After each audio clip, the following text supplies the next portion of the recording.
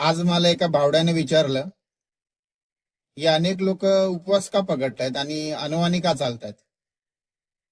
तर त्याला मी सांगितलं की हे सर्व त्या देवीसाठी करतात, कारण की नवरात्र चालू झाले आणि या त्या देव्या होत्या ज्या देव्यांनी पृथ्वीवर येऊन यांच्या शिक्षणासाठी लढा दिलाय, यांच्या अधिकारांसाठी आंदोलने केलेत, मनुवाद्यांचा विरोध करून यांच्यासाठी शाळा चालू केल्यात. मनुवाद्यांनी यांच्या अंगावर चिखल फेकले, या देव्यांच्या अंगावरती शेण फेकलेत. म्हणूनच या देव्या या सर्व बहुजनांसाठी खूप महत्वाचे आहेत आणि म्हणूनच हे जे बहुजन आहेत, बिनडोक बहुजन, त्या लोकांनी उपवास पकडलेत.